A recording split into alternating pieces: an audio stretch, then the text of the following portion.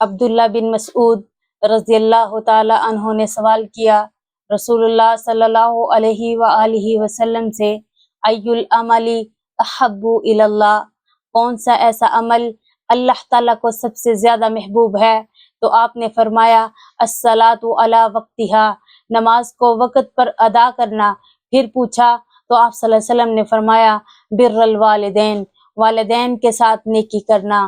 اسی طرح اللہ تعالیٰ نے جہاں اپنا تذکرہ کیا وہاں اپنے رسول کا تذکرہ کیا، فرمایا اطیعوا اللہ و اطیعوا الرسول، اللہ کی اطاعت کرو اور اس کے رسول کی اطاعت کرو۔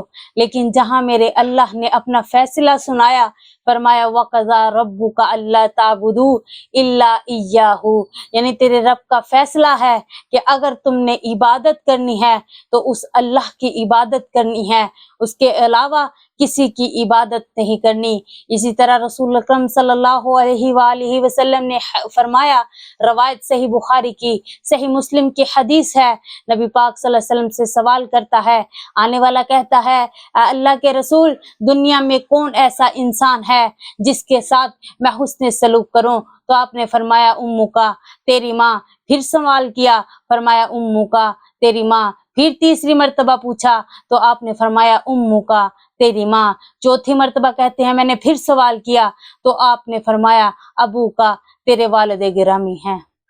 اسی طرح اگر دنیا میں سب سے زیادہ نیکی کے حقدار ہیں تو وہ والدین ہیں، اچھے سلوک کے حقدار ہیں تو والدین ہیں۔ قرآن کہتا ہے اما یبلغن عندک الکبر احدہما او کلاہما، اسی طرح قرآن کہتا ہے اگر والدین میں سے دونوں یا ایک تمہارے پاس بڑھاپے کو پہنچ جاتے ہیں تو تم نے کیا کرنا ہے؟ فلا تقل لہما اف، تم نے اف تک بھی نہیں کہنا، اس کو والدین کو اف تک بھی نہیں کہہ سکتے۔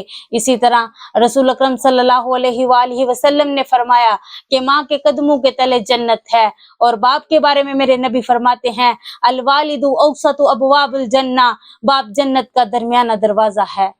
اسی طرح رسول اکرم صلی اللہ علیہ وآلہ وسلم کی ایک اور حدیث ہے، اللہ کے رسول صلی اللہ علیہ وسلم نے فرمایا کہ جو آدمی یہ چاہتا ہے کہ وہ اللہ کی رضا چاہے تو وہ اپنے والدین کو راضی کر لے، جو اللہ کو ناراض کرنا چاہتا ہے وہ اپنے والدین کو ناراض کر لے۔ یعنی اللہ تعالیٰ نے اپنی رضا کے ساتھ والدین کی رضا اور اپنی ناراضگی کے ساتھ والدین کی ناراضگی کو جوڑ دیا ہے۔